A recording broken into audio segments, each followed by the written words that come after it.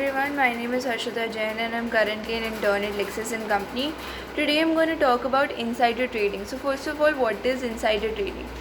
It is defined as a malpractice wherein a trade of a company's securities is undertaken by people who by virtue of their work have access to the information which is otherwise non-public, which can be crucial for making investment decisions. The first country to make a law against insider trading was America. In India, the first effort to address this problem was made in 1947 by the establishment of the Thomas Committee. The recommendations of the committee were later codified under various provisions of the Companies Act of 1956. Soon, with the evolution of the corporate sector, came in the establishment of the Securities and Exchange Board of India, that is SEBI. In 1988. In 1992 came in the SEBI Act along with SEBI prohibition of insider trading in India.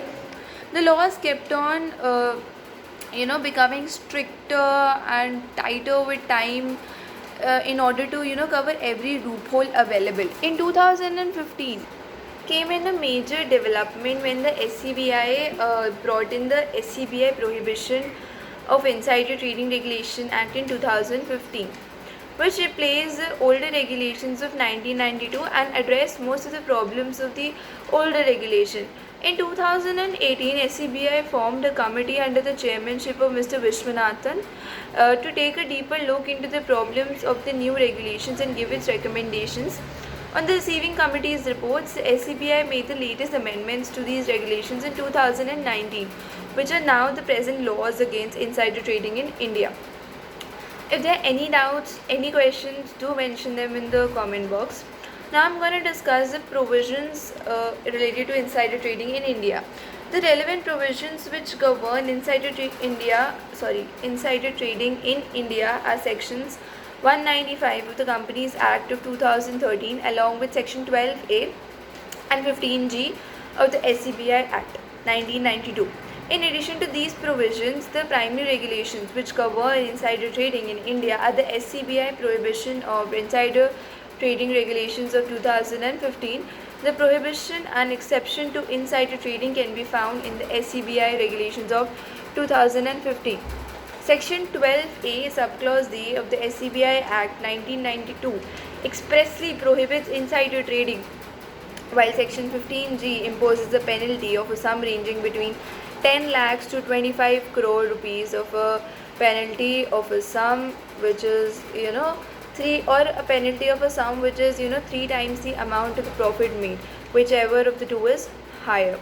Section 195 of the Companies Act of 2013 also prohibits insider trading in addition to defining what it is, and states that a punishment of 5 years of imprisonment and or a fine of up to 25 crores may be imposed on the defaulter. Regulations 3, sub-regulation 1 of the SCBI Prohibition of Insider Trading Regulations 2015 lays down the first prohibition on insider trading and states that no insider shall communicate any UPSI relating to a company to any person. The term any person here also includes other insider of the company as well. Hence it states that a person who is in possession of UPSI shall neither communicate such UPSI to outsiders or insiders. However, it also carves an exception and states that such disclosure of information may be allowed in cases where such communication is made for legitimate purposes like performance of duties or discharge of legal obligations.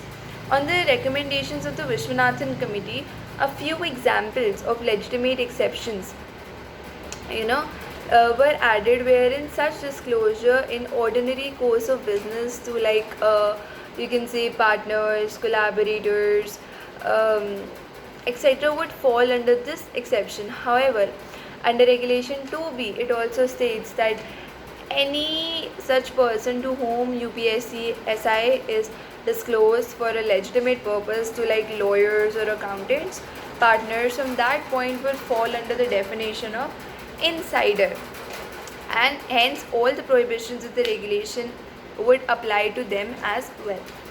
So this concept can be seen to have been borrowed from the US concept of constructive insiders as laid down in the case of Dirks versus SEC. This case stated that any such person like lawyers, accountants, etc., who are actually outsider will be construed as insiders from the point at which the UPSI was shared with them. You know, so in another exception to this prohibition is carved out in the subregulation 3 of regulation 3, wherein the UPSI is permitted to be disclosed or allowed access to in two circumstances. Firstly, in the case where due to takeover regulations, obligations to make an open offer arise, and the BOD is informed opinion that doing so would be the best interest of the company. Now, second case is wherein the obligation arise. However, the BOD feels that disclosing such information would be in the best interest of the company. In the second case, the UPSI about a transaction should be made public at least 2 days prior the said transaction takes place. The important thing to be noted here is that in both such cases, the disclosure has to be made to the entire public and not a selective group of people. Hence, it purports to the motive of the regulation, which is to avoid the unlawful gain by a few people. Now, an important point regarding this prohibition was highlighted by the SAT in its judgment of Sameer Arora versus SEBI. Here, Sameer Arora was accused of disclosing certain UPSI about a merger, eventually making a profit for himself. So, however, it was later found out that the information disclosed by him was false or uncertain, as at the day of disclosure, no such merger decision had taken place. The SAT ruled that since the information was false, the prohibition of non-disclosure won't be attracted, as the information has to be true to constitute a UPSI and to attract to charge of insider trading. The second prohibition against insider trading is laid down in Regulation 3, Subregulation 2, which prohibits any person that is insider or outsider from procuring any UPSI related to a company. This prohibition goes in tandem with the first prohibition and restricts any person from getting access to UPSI regarding a company. The same exception of legitimate purpose has been carved out in this provision as well. Tandem here means like along with, जैसे first provision में होता है वैसे ही similarly इस second provision में होता है. Now the third and the most important exception is laid down in Regulation 4, which prohibits any person in possession of UPSI of a listed company from trading in securities of that company on the stock market. It was held by SAT in the case of Chandrakala versus SEBI that if an insider deals in securities while in possession of UPSI, then it would be presumed that he or she traded on the basis of the UPSI. However, 6 exceptions have been carved out in this particular prohibition in Regulation 4. Firstly, an exception has been made for an offer market interstate transaction. Second, the block deal window mechanism falls under the exception. Third is the exception wherein the trading took place under the statutory of regulatory obligations. The fourth exception allows transactions which are in furtherance of stock options. Fifth exception applies to non-individual insiders and states that when a group of insiders where some possess UPSI deal together.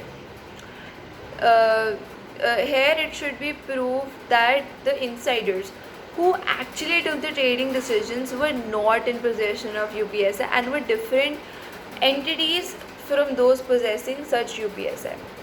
Lastly, an exception is created for trades conducted on the basis of the trading plans. Now, it would be safe to conclude that insider trading is no more a white-collar crime. Countries across the globe have taken, stringent measures to check and prevent on practices of, insider trading. It is high time for India to implement such measures for the person who have been found guilty and not treat insider trading just as a white collar crime. As there is only a less than 3% conviction rate in such crimes, in India there is a need to amend the regulations and to add strict criminal procedures and awards against such offences. There is also be another regulatory body along with the SCBI to track down high profile cases and to prevent such sensitive information from flowing in the market.